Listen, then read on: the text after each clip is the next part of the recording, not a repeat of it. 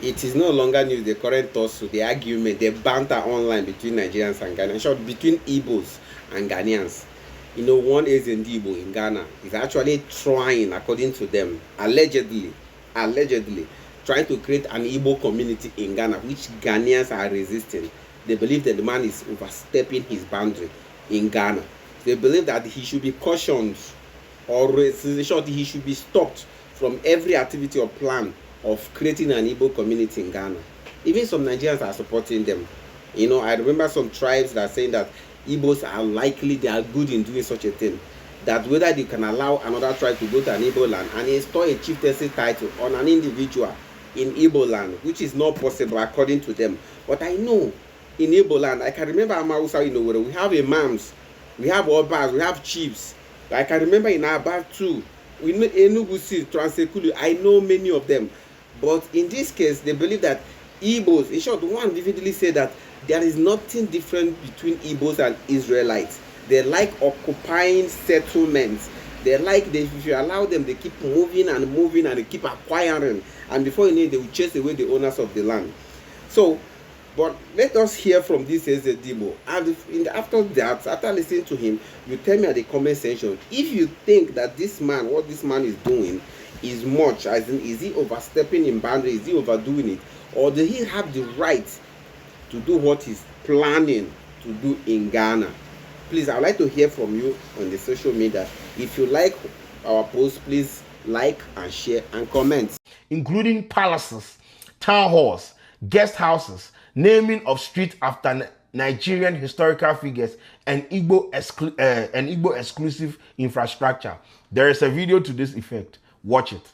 Igbo has got a very rich culture that must be encouraged. He believes the past and present leaders from Igbo as a nation from the Nigerian state deserves more. The father of all projects on his mind is the establishment of the first Igbo town in Ghana, and of course, the first in the world. If you look around the world, apart from in Virginia, they have Igbo village in Virginia. They created it by putting the antiquities of Ndi Igbo there. You can come there, kind of archive of Ndi Igbo. But I'm creating Igbo village, which has never happened in the history of the world among the Igbos in the world. As I'm talking to you, I've acquired 50 acres of land, that is 250 plus of land along the Flower Road, that is at Old Ningo area. Along that road, it's right on the road. I acquired 250 plus of land. My reason of acquiring this land is to build Igbo village in Ghana. I call it Amandi Igbo in Ghana. We'll build a village where we're going to build the palace of Eze Igbo there, a huge palace.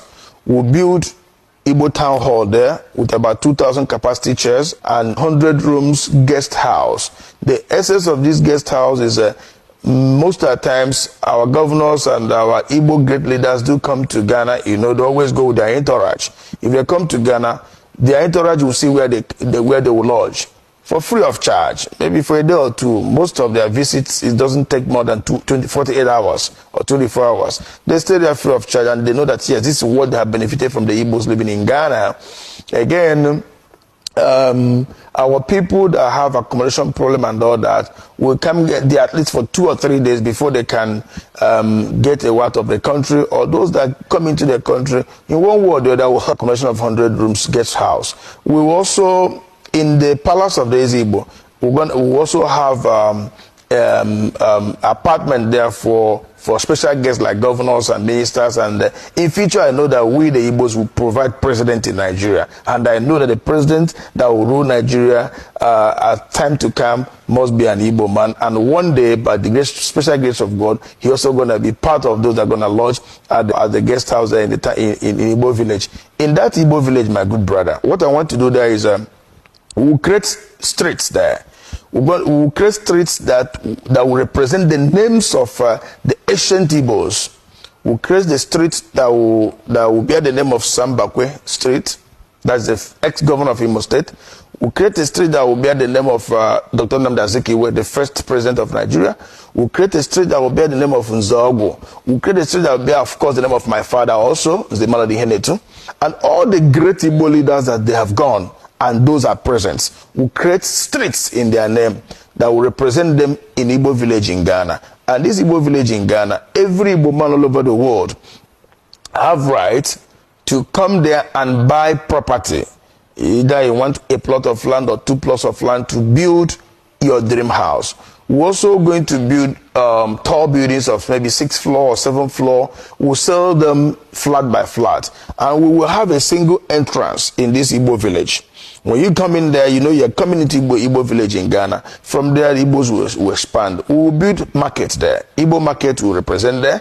Igbo school will be built there. We will create transport section there also. We will create what we call Ezigbo Garden. In Igbo language, you call it Mbala Ezigbo.